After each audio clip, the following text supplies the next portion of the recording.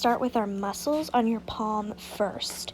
We're going to have one underneath your thumb, one under your fingers, and one on the side. So go ahead and use your extra clay, pinch off 3 different sections, and what you're going to do is sort of roll them like a snake or a coil and get the shape that you want. I placed my first one sort of right there at the base of my palm underneath my pinky. My second one was a little bit longer and skinnier because it's going to have to fit under all 4 of your fingers on the top. And then, of course, that third one is going to be that big muscle right underneath your thumb. So once you've got them placed, what I'm doing now is I'm using my thumb and my fingers to blend those pretty firmly into my palm. Now, we don't want any muscles sitting on the top because that's going to be a little bit scary, so make sure you blend. You can add some water if you need to. We want our hand to look as realistic as possible. So make sure you're blending into the side. You can kind of see how it sticks up a little bit and helps it look more realistic. When you bend your hand, you can kind of see a little bit that muscle that I'm talking about. It kind of helps all 4 of your fingers to close in on your hand and move. Blend those up into your fingers and down into the center of your palm because you don't want it to be too hollow. Now this last muscle that goes underneath your thumb is probably going to be the biggest one. So you're going to blend it over into the center of your palm, up on the top of your thumb. I'm adding water because my clay was sort of trying to dry out on me a little bit and crack, so I really want to blend that together. But we don't want any of your muscles to be too pointy on the top. They're not little pyramids, they're curved, they blend in with your hand really nicely. Make sure if your fingers are feeling a little loose that you're pressing them down. It helps them to be more stable. Alright guys, so when you're done blending your palm, the muscles on your palm, flip it over because it's time to do your knuckles. So you've got 4 underneath your fingers and 1 sort of on the side for your thumb. So all together from your extra clay, you're going to get 5 different pieces and go ahead and pinch them off. They don't have to be as big as the muscles on your palm. I kind of just did some smaller pinches because our knuckles are not going to be that big. So go ahead and pinch off 5 pieces. Then you might want to wet the palm of your hand so that they roll smoother. You're just going to roll some clay spheres, okay? Go ahead and do this for all 5 little parts that you pinched off.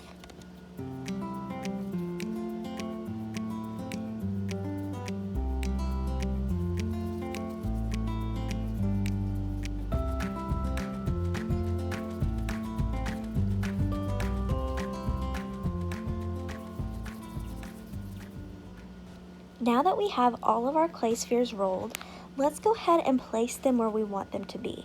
Don't press super hard though, because we are going to end up taking them off and just only working one by one. But use your hand as a guide, because you don't want to put them too far up your fingers or way down by your wrist. Make sure your thumb goes sort of to the side of your thumb to help your thumb move all around in 360. If this was a real hand, you would want it to work. So I started by my pinky. You can really start on the other side with your thumb if you want, but I found that starting and going one by one helps me lessen the mistakes that I make. So go ahead and blend. We're going to blend just like we did on the palm side with our muscles. We're going to make sure everything flows together really nicely. You can kind of see how that knuckle will stick up and look a little bit more realistic, right? So then once you're done with one, just keep going down the line. We're going to do one after the other.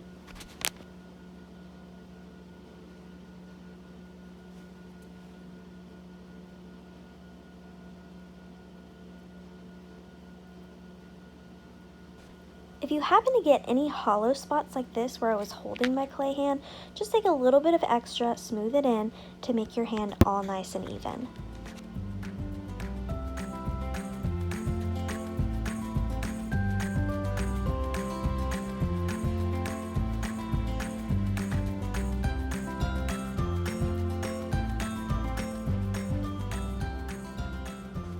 You can kind of see that I'm just fixing as I'm going along, pushing down any fingers that don't feel stable, rounding parts out.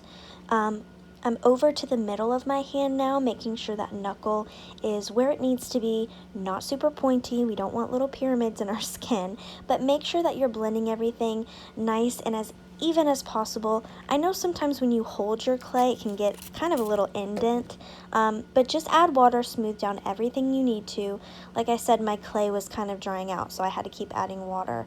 You can use a spray bottle if you want, but I find that sometimes, unless it's getting really dry where I need it to be, just a little bit on my fingers will go a long way. So now I've got all 4 blended how I want them to be on the front of my hand. The next thing I'm going to do is I'm going to put on my knuckle for my thumb sort of on the side. We don't want it to be really, really close to the top of your thumb. Don't be afraid to move it down a little bit if you need to. Blend that together. We want it to look really nice and seamless, as if it's a real hand, a realistic hand. Smooth out where you need it to be. Pinch your clay where you need it to be smaller and thinner, and just make sure everything's nice and smooth. Now that we have all 5 knuckles placed on the front of your hand and our 3 main muscle groups on your palm, work on smoothing things out. And when you're satisfied, you're ready to go on to the next video. We're going to be adding fingernails and wrinkles with your 2 clay tools.